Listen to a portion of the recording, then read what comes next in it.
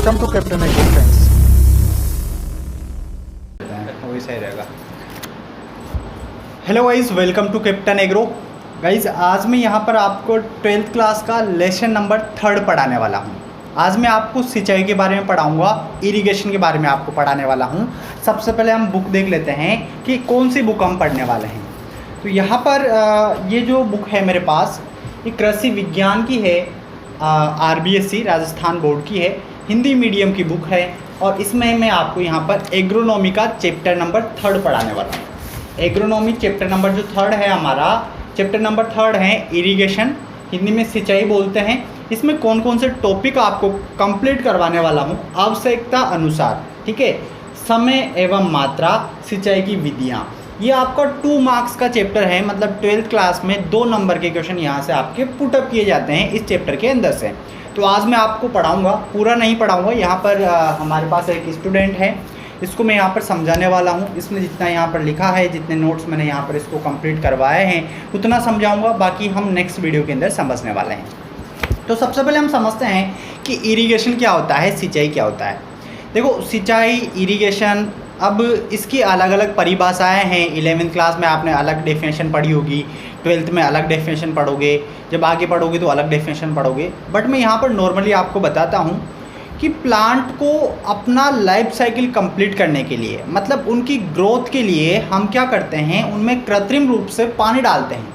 कृत्रिम रूप मतलब समझना कि हम पानी पिला रहे हैं पौधों को, उसको हम बोलते हैं सिंचाई, इरिगेशन बोलते हैं। मतलब ऐसा नहीं है कि जैसे बरसात हुई और बरसात से पानी की पूर्ति हो गई तो इरिगेशन है। इरिगेशन होता है कि आर्टिफिशियल मेथड से, मतलब इंसानों के द्वारा कृत्रिम रूप से पौधे को पानी पिलाना, उसको क्या बोलते हैं, इरिगेशन बोलते हैं। क्लियर हो गया। अब इरिगेशन क्यों करते हैं भाई, पौधे जो होते हैं वाष्पोत्सर्जन करते हैं। वाष्पोत्सर्जन आप सभी जानते हो, मतलब जल की हानि होती है, पत्तियों के द्वारा पानी ऊपर उड़ता रहता है। अब उसको वापस पानी तो चाहिए ना, तो हम क्या करेंगे, कृत्रिम रूप से पानी पिलाएंगे। भाई आप लोगों को सबको पता है कि जैसे हमें प्यास लगती है, जैसे मुझे प्यास लगी तो मैं ये बोतल लेके पानी मैंने पी लिया, या मुझे प्यास लगी, पानी यहाँ पर नहीं है, पानी कहीं और दूर है, तो मैं वहाँ जाके पानी पी सकता हूँ। तो मैं तो क्या है, पानी के पास जा सकता हूँ, मैं पानी के पास जा सकता हूँ। हम इंसान, जानवर पानी के पास जाके पानी पी सकते हैं, तो हम तो पी लेते हैं। लेकिन पौधा क्या है, जब उसको प्यास लगती है तो क्या पौधा तालाब के पास पानी पीने जाता है? जाता है क्या? नदी में चल जाता है पौधा, प्लांट नहीं जाता ना। तो पौधे को अगर प्यास लगेगी तो पानी किसको पिलाना है? हम इंसान पानी पिलाएंगे प्लांट को।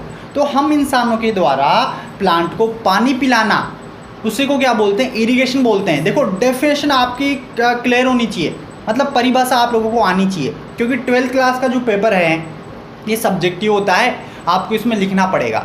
यहाँ पर कुछ क्वेश्चंस है जो आपके आगे एग्जाम में पुटअप किए जाते हैं, वो सारे के सारे मैं आपको यहाँ पर बताने वाला हूँ। तो परिभाषा याद हो गई सभी को? एक बार बताओ परिभाषा क्या है। पौधे को कृत्रिम रूप से पानी उपलब्ध कराना। हाँ, पौधे को कृत्रिम रूप से, आर्टिफिशियल मेथड से पानी उपलब्ध करवाना ही क्या है, सिंचाई है। क्लियर हो गया। सिंचाई क्यों करते हैं, जैसा कि मैंने आपको बता दिया कि सिंचाई जरूरी है, तभी वो अपना जीवन चक्र पूरा कर पाएगा, नहीं तो उसकी ग्रोथ नहीं होगी, ग्रोथ रुक जाएगी, पौधा सूख जाएगा, फल नहीं आएंगे, प्रोडक्शन कम होगा, बहुत सारी प्रॉब्लम्स है भाई। जैसे अगर हम पानी नहीं पिएंगे तो बहुत सारी हमारे अंदर भी बहुत कुछ डिहाइड्रेशन हो जाएगा, पानी की कमी हो जाएगी, सब कुछ है ही सही। तो बहुत सारी प्रॉब्लम्स हम प्लांट के अंदर भी होती है। क्लियर हो गया। आगे बढ़ते हैं। यहाँ पर आपकी जो 12th क्लास की बुक है, इसमें सबसे पहली डेफिनेशन आपकी यही दे रखी है कि इरिगेशन क्या होता है। उसके बाद में इरिगेशन के उद्देश्य की बात करते हैं कि क्यों, ऑब्जेक्टिव की बात करते हैं। तो ऑब्जेक्टिव यहाँ पर हम देखते हैं, एक एक पॉइंट देखते हैं। आपकी जो 12th क्लास की बुक है इसके अकॉर्डिंग मैं आपको समझा देता हूँ। सबसे पहला पॉइंट है पौध वृद्धि हेतु मृदा में आवश्यक नमी की पूर्ति हेतु। मतलब जो हमारी मृदा है, जो मिट्टी है, उसके अंदर नमी नहीं होती। नमी कब होगी, जब हम उसमें पानी पिलाएंगे, जब भी पौधे हमारे उग पाएंगे उसके अंदर। तो सबसे पहला पॉइंट याद रखना, सबसे पहला जो उद्देश्य है, उद्देश्य क्या है, ताकि ज़मीन में नमी बनी रहे। क्लियर हो गया। नमी मतलब है मॉइस्चर बना रहे आपकी ज़मीन के अंदर। सेकंड पॉइंट आता है, याद करते हुए चलना अभी के अभी, ठीक है ना, अभी के अभी याद करना है, भूलना नहीं है। पहला पॉइंट अच्छे से याद रखना ताकि ज़मीन में नमी बनी रहे। दूसरा पॉइंट आता है, फसल को अल्पावधि सूखे से बचाकर उत्पादन सुनिश्चित करने के लिए। मतलब अगर आप पानी नहीं पिलाओगे तो फसल क्या होगी, सूख जाएगी। सूखेगी कैसे? जब पानी नहीं मिलेगा तो सूखेगी फसल। तो उस फसल को सूखने से बचाने के लिए हमें क्या करना पड़ेगा? पानी पिलाना पड़ेगा। भाई आपको पता है कि पानी कब डालते हैं? अगर नॉर्मल मैं बात करूँ घर पे जो हमारे पास जो गमले रहते हैं, गमले में ऐसे तो पानी डाल, अगर कुछ ज़्यादा ही हमें गमलों से पौधों से प्यार है तो हम टाइम टाइम पे क्या करते हैं? पानी डालते हैं। लेकिन कई बार ऐसा होता है कि हम पानी नहीं डालते काफ़ी टाइम तक, और हमारा जो पौधा होता है वो क्या होता है? सूख जाता है। और जैसे सूखेगा तो फिर हमारे घर में कोई बोलता है कि हमारा पौधा सूख गया, जाओ उसमें पानी डालो। तो सिम्टम्स है प्लांट के कि उसको पानी की रिक्वायरमेंट है, मतलब वो क्या चाहता है कि उसको पानी मिले। और जैसे पानी मिलता है तो प्लांट हमारा क्या हो जाता है? हरा भरा हो जाता है, बिल्कुल अच्छे से अपनी ग्रोथ करने लग जाता है। क्लियर हो गया? तो दोनों पॉइंट याद रखना, पहला तो जमीन के अंदर नमी बनी रहेगी, दूसरा हम पौधे को सूखने से बचाएंगे। थर्ड हम बात करते हैं पौध वृद्धि हेतु फसल छत्र के ऊपर अल्प वायुमंडल को ठंडा रखकर उस पौध वृद्धि के लिए अनुकूल बनाने हेतु। कहने का मतलब है जब आप पानी पिलाते हो पौधों को, तो जहाँ पे सपोज आपने देखा ही होगा कि जहाँ पर प्लांट होता है वहाँ का जो इन्वायरमेंट है कूल होता है, बाहर की अपेक्षा थोड़ा ठंडा होता है। ठंडा क्यों होता है? क्योंकि पौधे में हम टाइम टाइम पे पानी पिलाते हैं और उसका जो टेम्परेचर होता है वो कम होता है। मतलब उस ज़मीन में जहाँ तक नमी बनी रहेगी उस नमी का टेम्परेचर भी डाउन होगा, जहाँ तक उसकी छाया रहती है वहाँ तक वो भी डाउन होगा टेम्परेचर भी। तो एक तरीके से बिल्कुल अनुकूल दशाएँ उसको मिल सके। मतलब अनुकूल दशाओं का मतलब है कि जिस प्रकार का क्लाइमेट उसको चाहिए, जिस प्रकार की कंडीशन उसको चाहिए वैसे उसको मिल सके, ताकि वो अपनी ग्रोथ अच्छे तरीके से कर सके। क्लियर हो रहा है? आगे बढ़ते हैं। अगला आता है हमारे पास कृषण परत को नरम कर उसे कृषण क्रिया है हेतु अनुकूल बनाने हेतु। आप लोगों ने देखा होगा गर्मियों में क्या होता है, गर्मियों के अंदर हमारी जो ज़मीन होती है एक तरीके से बंजर जब पड़ी रहती है तो फुल टाइट हो जाती है, सूख जाती है, पानी होता ही नहीं उसके अंदर। मतलब बड़े बड़े ढेले जो होते हैं ना बहुत टाइट हो जाते हैं। अब अगर उसमें आप कोई भी बीज भी डालोगे ना तो उग नहीं पाएगा, क्योंकि परत इतनी हार्ड होती है बहुत ज़्यादा। पौधा जैसे सपोज करो ये परत है, बहुत हार्ड परत है, ठीक है। सपोज करो थोड़ा सा डिटेल में आपको समझाने की कोशिश करता हूँ। आप लोगों ने देखा होगा, मतलब जैसे परत है, यहाँ कोई बीज है, हमारा पौधा है, ठीक है। अब अभी ऊपर नमी थी, अब काफ़ी टाइम तक मैंने पानी नहीं पिलाया तो ये परत क्या हो गई? हार्ड हो गई, हार्ड सरफेस। अब इसके नीचे वाला जो पौधा जो है उगेगा ना, ये पता ऐसे घूमने लग जाएगा वापस और यहीं पे पीला पड़ के सूख जाएगा। लेकिन अगर इसी कंडीशन पे इसको पानी मिल जाता तो ये नमी की वजह से क्या हो जाती?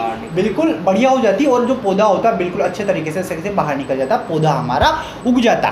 क्लियर है? तो बिल्कुल अच्छे से याद रखना, उद्देश्य मैं आपको यहाँ पर बता रहा हूँ बिल्कुल प्रैक्टिकली तरीके से समझने की। देखो एग्रीकल्चर पढ़ने का तरीका है कि थोड़ा सा आप उसको प्रैक्टिकली सोचा करो कि क्या होगा इस कंडीशन में। अगर कोई सरफेस है हार्ड हो जाएगी तो मतलब हार्ड होने के बाद पौधा उगेगा कि नहीं उगेगा? नहीं उगेगा, वो नीचे के नीचे घूमने लग जाएगा ऐसे कैसे बीज, और पीला पड़ेगा और कुछ समय बाद वो खत्म हो जाएगा। आगे बढ़ते हैं, अगला बात करते हैं मृदा में स्थित लवणों को निक्षालन करने या उसे तनु करने हेतु। सपोज करो जैसे नॉर्मल हम कोई भी फर्टिलाइज़र डालते हैं हमारे फील्ड के अंदर, अब वो खेत में आपने डाल दिए, फर्टिलाइज़र आपने डाला लेकिन वो घुला नहीं है ज़मीन के अंदर घुल के नहीं गया। अगर आप उसमें पानी पिलाते हो तो जितना भी फर्टिलाइज़र हमने डाला है वो क्या होगा? पानी में घुलेगा और नीचे चला जाएगा ज़मीन में, और नीचे जैसे ज़मीन में जाएगा तो पौधों की जड़ों के द्वारा उसका अवशोषण कर लिया जाएगा। तो ये हमारे उद्देश्य हो गए कि क्यों पानी पिलाएंगे हम पौधे को। तो उद्देश्य हमने जान लिए, बहुत सारे उद्देश्य हैं, लेकिन आपकी जो 12th क्लास की जो बुक में दिए हुए हैं वो मैं आपको यहाँ पर बता रहा हूँ। आगे बढ़ते हैं, अगला टॉपिक हमारे पास आता है फसल में सिंचाई कब करें। तो जैसा कि मैंने आपको बताया नॉर्मल घर पे तो हम देख लेते हैं कि हमारा पौधा सूख रहा है, तो वैसे खेत में जो सिंचाई की जाती है तो अलग अलग फसलों का अलग अलग टाइम पीरियड होता है। अलग अलग फसलों का अलग अलग टाइम पीरियड होता है कि कितने टाइम में हमें सिंचाई करनी है। तो सब कुछ मैं आपको यहाँ पर बताने वाला हूँ, लेकिन उससे पहले आपके बुक में जो थ्योरेटिकल दिया हुआ है उसको हम पढ़ लेते हैं। पौधों के आधार पर, मतलब पौधों के आधार पर हम देखेंगे कि कब पानी देना है। इसमें लिखा हुआ है सिंचाई का समय पौधों में जल की मात्रा या जल विभव मापकर पौधों में जल की कमी से उत्पन्न लक्षणों को देखकर वो पौधों की उचित क्रांतिक अवस्थाएं जानकर कर सकते हैं। अब यहाँ पर जो भी पॉइंट मैंने बोले इनको आप समझो। सबसे पहले हम देखेंगे कि उसके लक्षण देखेंगे कि पौधे को पानी की ज़रूरत है कि नहीं है। अब लक्षण में क्या दिखेगा आपको? लक्षण में दिखेगा कि जो पत्तियां हैं थोड़ी थोड़ी पीले पड़ने लग जाएगी, सूखने लग जाएगी, तो अब हम उसको पानी पिलाएंगे, ठीक है। इसके अलावा यहाँ पर एक वर्ड आया है क्रांतिक अवस्थाएं, जिनको क्रिटिकल स्टेजेस बोलते हैं। क्या होती है क्रांतिक अवस्था पता है? देखो क्रांतिक अवस्था क्या होती है, मतलब किसी भी प्लांट की ऐसी स्टेज होती है, किसी भी प्लांट की ऐसी स्टेज होती है जिसमें उस प्लांट को पानी चाहिए ही चाहिए। अगर उस टाइम पे पानी नहीं मिलेगा तो हमारा प्लांट सूख जाएगा, पौधा सूख जाएगा। मतलब जैसे सपोज करो गेहूं में जो क्रांतिक अवस्था होती है वो होती है 21 दिन की। कितने दिन की होती है? 21 दिन में पानी चाहिए ही चाहिए। अगर उस टाइम पे आप पानी नहीं पिलाओगे तो फिर वो सूख जाएगा पौधा। तो ऐसे आपके जेट ICR के एग्ज़ाम में पूछा जाता है कि बताइए शुगर केन की क्रांतिक अवस्था कौन सी है, गन्ने की क्रांतिक अवस्था कौन सी है, ट्रिटिकम एस्टिवम गेहूं की क्रांतिक अवस्था कौन सी है, धान की क्रांतिक अवस्था कौन सी है। मैं आपको भी टेबल के जरिए बता दूंगा कि कौन कौन सी फसलों में कौन कौन सी क्रांतिक अवस्थाएं होती है। अगला आता है पौधों की बाह्य स्थिति देखकर प्रातःकाल एवं दोपहर के समय खेत में जाकर पौधों का अवलोकन करना चाहिए। यदि प्रातःकाल में 2-3 दिन तक लगातार पत्तियां मुरझाई हुई दिखाई दे तो सिंचाई करना आवश्यक है। क्लियर हो गया? थर्ड पे पढ़ते हैं। पौधों की पत्तियों में जल मात्रा या जल विभव देख के, मतलब पौधों की पत्तियों के अंदर जल देख के। कैसे देखेंगे? पौधों की पत्तियों की स्थिति एवं उनमें वर्तमान जल विभव या जल की मात्रा को सही मापकर सिंचाई करें तो यह विधि सिद्धांत के रूप में, मतलब ये साइंटिफिक मेथड हो गया। इसमें हम पत्तियों के अंदर देखेंगे कि किस तरीके से कितना जल है, जल विभव कितना है उसके अंदर, मतलब क्वांटिटी कितनी है जल की। भाई कम है तो पानी पिलाएंगे और अगर कम नहीं है तो फिर हम पानी नहीं पिलाएंगे। तो ये तो हो गया हमारे पास यहाँ पर कि पानी कब कब पिलाया। अब हम यहाँ पर देख लेते हैं सिंचाई की क्रांतिक अवस्थाएं कि कौन कौन सी फसलों में कितने कितने दिनों में क्रांतिक अवस्थाएं होती है। गेहूं की मैं बात करूँ तो गेहूं में सबसे पहली अवस्था आती है सीड्स जड़ निकलना, मतलब पौधे की सीड्स जड़ें निकलने लग जाती है और ये होती है 21 दिन की। ये पहली क्रांतिक अवस्था हो गई गेहूँ की। दूसरी क्रांतिक अवस्था आती है कल्ले फुटान लेट टिल्लरिंग, इसमें टिल्लर निकलने लग जाते हैं। ठीक है, ये हमारी कौन सी हो गई? सेकेंड हो गई। थर्ड आती है गांठ अवस्था, लेट जॉइनिंग स्टेज। ठीक है, उसके बाद में अगली आती है बाल या निर्माण, फिर अगली आती है दाने की दूधिया अवस्था, दाना पकने की अवस्था। तो ये जो अवस्थाएं हैं सारी की सारी ये गेहूं की क्रांतिक अवस्थाएं हैं। बात करें जौ में, तो जौ में बुआई के 30 दिन बाद दाने भरते समय। उसके बाद में थर्ड चने की अगर हम देखें तो चना, सरसों और अलसी तीनों का एक साथ दिया हुआ है। फूल आने से पहले हमें क्या करनी है? सिंचाई करनी है और फलियाँ बनते समय। ये क्या हो गई हमारे पास? दो यहाँ पर क्रांतिक अवस्थाएं हमारी हो गई। फोर्थ आता है आलू। अब आलू में कब सिंचाई करेंगे? आलू की क्रांतिक अवस्थाएं, तो आलू की क्रांतिक अवस्थाएं हैं अंकुरण के समय करेंगे और कंद बनने का प्रारंभिक समय, जब कंद बनने लग जाएंगे। भाई आलू क्या होता है? सोलेनम ट्यूबरोसम होता है। आप सभी फसलों के बोटनिकल नेम तो बिल्कुल अच्छे से याद कर ही लेना। आगे बढ़ते हैं। फिफ्थ आता है गन्ना। गन्ना क्या होता है? सेकेरम ऑफिसिनेरम होता है और इसकी क्रांतिक अवस्थाएं हैं अंकुरण के समय, जर्मिनेशन स्टेज, कल्ले निकलते समय और बढ़वार के समय। 3 क्रांतिक अवस्थाएं इसकी हो गई। इसके बाद कपास आता है। कपास क्या होता है भाई? गोसिपियम स्पीसीज होता है। आपको मैंने कपास पढ़ा दिया है। डोडे वाली शाखाएं बनते समय, जब जिन शाखाओं पे डोडे बनते हैं, अगर वो डोडे बनने वाली जो शाखाएं हैं उस समय हमें क्या करना है? पानी पिलाना है। फूल आते समय, डोडे बनते समय। ठीक है, ये 3 क्रांतिक अवस्थाएं हमारे पास इसकी हो गई। तंबाकू की बात करें तो तंबाकू में चुटाई के समय। चुटाई क्या होती है? चुटाई एक क्रिया होती है जिसमें हम क्या करते हैं? तंबाकू की पत्तियों को ऐसे नोच लेते हैं ताकि वो बिल्कुल अच्छे से ग्रोथ हो सके, उसकी पौधा बिल्कुल अच्छे से बढ़ सके। जब मैंने आपको टोबैको पढ़ाया है तो टोबैको के अंदर बिल्कुल अच्छे से आपको पढ़ाया हुआ है। अगर आप लोगों ने वीडियो नहीं देखा है तो जाइए वीडियो देखिए, बिल्कुल अच्छे से डिटेल में सब कुछ बताया हुआ है। मूँगफली की बात कर लेते हैं। मूँगफली क्या होती है भाई? ग्राउंडनट अरेकिस हाइपोजिया इसका क्या है? बोटानिकल नेम है। सुइयां बनने से मूंगफली बनना शुरू होते समय, कि इसकी क्या हो गई? क्रांतिक अवस्था। आपको ऑप्शन में मिलेगा ये सब कुछ कि मूंगफली की क्रांतिक अवस्थाएं बताइए। 4 चीज़ें आपको दी जाएगी वहाँ पर, आपको राइट आंसर लगाना है। जब ये सब कुछ मैं आपको डिटेल में बोर्ड पे पढ़ाऊंगा तो सब बताऊंगा कि कौन सी कितने कितने दिनों में होती है और कब कब पानी पिलाना है। सब कुछ डिटेल में सब कुछ हम पढ़ेंगे। ये जितनी भी फसलें हैं सारी की सारी पढ़ाई हुई है। अगर आप इनको एक बार देख लोगे तो आपका बिल्कुल सारे के सारे डाउट क्लियर हो जाएंगे, क्योंकि वहाँ पर सब कुछ मैंने डिटेल में आपको पढ़ाया हुआ है। आगे बात करते हैं धान। तो धान क्या होता है? ओराइजस सेटाइवा होता है। राइस पेडी भी हम इसको बोलते हैं। कल्ले निकलते समय हम क्या करेंगे? सिंचाई करेंगे। फूल आने से पहले, वो फूल आते समय, ये क्रांतिक अवस्थाएं हैं। भाई धान का तो आप सबको पता है कि जो धान है एक तरीके से पानी चाहने वाली फसल है, सर्वाधिक पानी चाहने वाली गन्ना है, उसके बाद में धान आता है। तो इसमें तो हमेशा आपको पानी भरा रहने देना है। अगर पानी नहीं भरोगे, आपको एक बात बता देता हूँ, जैसे ये हमारे पास है यहाँ पर ये राइस का फील्ड है हमारे पास। सपोज करो ये खेत है हमारे पास। अब इस खेत में सपोज करो ये वाला जो कोना है ये थोड़ा सा ऊपर उठा हुआ है। अब आपने इसमें पानी भरा तो इधर तो चारों तरफ पानी भरा हुआ है, लेकिन यहाँ पर पानी अगर सूख गया, काफ़ी टाइम तक वापस पानी नहीं भरा आपने, तो यहाँ पर कचरा उगने लग जाएगा। इसलिए धान के खेत में हमेशा पानी भरा होना चाहिए। क्लियर है गाइस। आगे बढ़ते हैं और आगे हम यहाँ पर बात कर लेते हैं मक्का। मक्का क्या होता है भाई, जियामेज होता है, ठीक है ना। मेज हम इसको इंग्लिश में बोलते हैं और बॉटनिकल नेम जियामेज। नरमंजरी आते समय और भुट्टे बनते समय, दो इसकी क्रांतिक अवस्थाएं हैं। आगे बात करते हैं हम यहाँ पर, ये हमारा जो पहला टॉपिक है, मतलब यहाँ पर दो टॉपिक आपके दे रखे हैं, फसल में सिंचाई कब करें। तो एक तो सिंचाई पौधों के आधार पर, पौधों के आधार पर हमने 3 पॉइंट देखे हैं पौधों के आधार पर। पहला तो देखा कि बाह्य स्थिति देखकर, उसके बाद में पत्तियों में जल की मात्रा देखकर, और लास्ट हमने देखा तापमान मापकर। तापमान मापने वाला आई थिंक मैंने नहीं बताया, एक बार अच्छे से देख लो। जब मृदा व पौधों में पानी की कमी होने लगती है तो पत्तियों के पर्णरंध्र आंशिक व पूर्णतया बंद हो जाते हैं, जिससे वाष्पोत्सर्जन में कमी आती है व पत्तियों का तापमान बढ़ जाता है। इस विधि में इंफ्रारेड थर्मामीटर की सहायता से फसल की सतह का तापमान मापकर सिंचाई का निर्धारण करते हैं। मतलब पत्तियों के अंदर स्टोमेटा होते हैं, आप सबको पता है। स्टोमेटा को हम हिंदी में बोलते हैं रंध्र, और रंध्रों के द्वारा क्या होता है भाई, हाँ, प्रकाश संश्लेषण जो होता है वो किसके द्वारा होता है, रंध्रों के द्वारा होता है। अब रंध्र खुलते हैं, बंद होते हैं, ठीक है। तो अगर पानी की कमी हो जाएगी तो ये परमानेंट बंद हो जाएंगे, धीरे धीरे पत्तियां पीली पड़ने लगेगी और पौधा हमारा सूखने लग जाएगा। अब हमें देखना है तो किससे हम इसको मेजर कर सकते हैं वाष्पोत्सर्जन को, तो 1 मीटर आता है इंफ्रारेड थर्मामीटर की सहायता से आप पता कर सकते हो कि इसमें कितना पानी है। क्लियर हो गया। इसके आगे हमारे पास आता है फसलों की क्रांतिक अवस्थाएं। क्रांतिक अवस्थाएं मैंने आप लोगों को बता दी, एक बार वापस से डेफिनेशन देख लो इसकी। फसलों में कुछ अवस्थाएं ऐसी होती है जिन पर पानी की कमी हो जाए तो पौधे को बहुत क्षति पहुंचती है और उपज काफ़ी कम होती है। पौधों की ऐसी अवस्था को ही सिंचाई के आधार पर क्रांतिक अवस्थाएं कहते हैं। क्लियर हो गया। मतलब उस स्टेज पे हमें पानी जरूरी है, पानी पिलाना ही पिलाना है। अगर पानी नहीं पिलाएंगे तो पौधा सूखने लगेगा, पौधा सूखने लगेगा, प्रोडक्शन कम होगा, बहुत सारी प्रॉब्लम्स आपको वहाँ पर मिलेगी। अब ये जो मैंने आपको बताया, मतलब एक बार वापस से ध्यान देना, इरिगेशन मैंने आपको बताया कि इरिगेशन क्या होता है, उसके बाद में ऑब्जेक्टिव बताया कि उद्देश्य से क्यों सिंचाई करेंगे, उद्देश्य मैंने आपको बता दिया। उसके बाद में मैंने आपको बताया कि फसल में सिंचाई कब करें।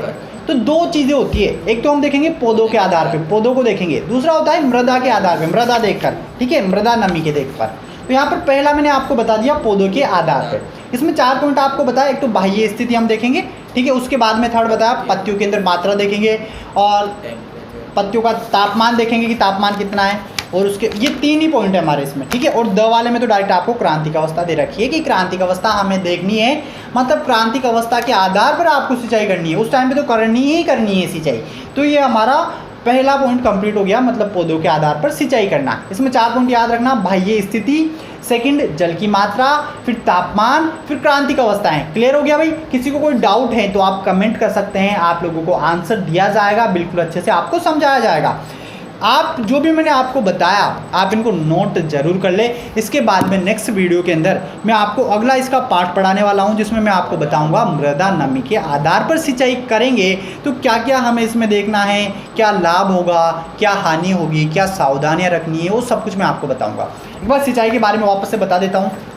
पौधों को कृत्रिम रूप से आर्टिफिशियल मेथड के द्वारा पानी उपलब्ध करवाना सिंचाई कहलाता है। भाई पौधे को प्यास लगेगी तो यार पौधा नहीं जाएगा, तालाब के पास नहीं जाएगा, नदी के पास नहीं जाएगा, नहर के पास नहीं जाएगा, आपको ही पानी पिलाना पड़ेगा। ऐसा तो नहीं है आपने गेहूं की फसल लगा दी, 21 दिन हो गए, प्यास लग रही है, पूरी की पूरी फसल वहाँ से जाके नदी में पानी पी कर आ रही है, ऐसा नहीं होता है। 21 दिन बाद फार्मर उसमें इरीगेशन करता है, पानी पिलाता है, ठीक है। तो उसी को हम क्या बोलते हैं, सिंचाई बोलते हैं। अब डेफिनेशन में ऐसा मत लिखना कि पौधों को पानी देना इरिगेशन कहलाता है, ऐसे तो बच्चा भी लिख देगा। उसमें नोट करना कि कृत्रिम रूप से आर्टिफिशियल मेथड के द्वारा इरिगेशन करना, मतलब पानी पिलाना, उसी को हम क्या बोलेंगे, सिंचाई बोलेंगे, इरिगेशन बोलेंगे। एक प्लांट के अंदर करीबन 70 से 94% क्या होता है, वाटर होता है, पानी की मात्रा होती है। तो बहुत कुछ हम यहाँ पर पढ़ेंगे, बहुत कुछ हम जानेंगे, बिल्कुल 12th लेवल से आपको पढ़ाया जाएगा। अगर आपको ये जितनी भी फसलें हैं आपके 12th वाले सिलेबस में जो दे रखी है, मतलब आपके 12th के सिलेबस में एग्रोनॉमिक क्रॉप हैं जिनमें सारी की सारी फसलें हैं, इसके अलावा हॉर्टिकल्चर के अंदर जितने भी फ्रूट हैं, सब्जियां हैं, फूल हैं, सब कुछ आपको पढ़ाया हुआ है। कहाँ से पढ़े आप, तो पढ़ने का सबसे बेस्ट मेथड है कि आप कैप्टन एग्रो चैनल पर जैसे ही जाओगे और कैप्टन एग्रो चैनल पर आपको प्लेलिस्ट मिलेगी, प्लेलिस्ट एग्रोनॉमी की अलग मिलेगी, सस्य विज्ञान, हॉर्टिकल्चर की अलग मिलेगी और हॉर्टिकल्चर के बाद में एनिमल हस्बेंड्री की मिलेगी। आप तीनों प्लेलिस्ट से बिल्कुल अच्छे से स्टेप बाय स्टेप पढ़ोगे ना तो सब समझ में आएगा, लेकिन अगर आप डायरेक्ट कोई भी टॉपिक उठा के पढ़ोगे तो फिर समझ में नहीं आएगा। इसलिए पहले आप स्टेप बाय स्टेप पढ़े कि एग्रोनॉमी के अंदर सर ने सीरियल क्रॉप पढ़ाई हुई है, तो सबसे पहले आप सीरियल क्रॉप पढ़े कि व्हाट इज सीरियल क्या होता है, उसके अंदर जो फसलें हैं उनको पढ़े। फिर उसके बाद दलहनी फसलें पढ़ाई हुई है, फिर केस क्रॉप पढ़ाया हुआ है, ऐसे फ्रूट के अंदर फल पढ़ाए हुए हैं, सब्जियां पढ़ाई हुई है, आपको बिल्कुल जेट ICR BHU के लेवल से आपको पढ़ाया हुआ है।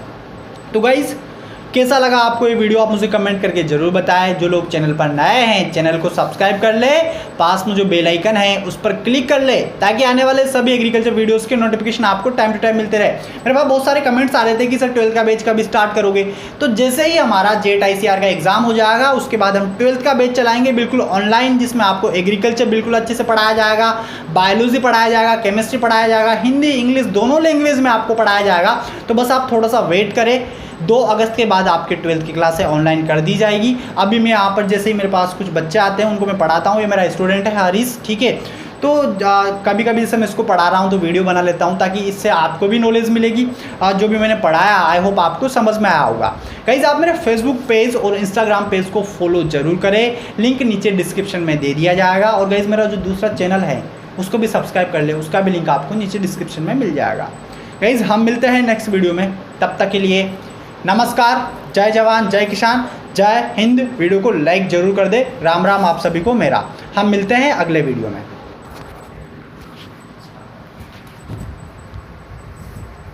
1 1 1 1 1 1 2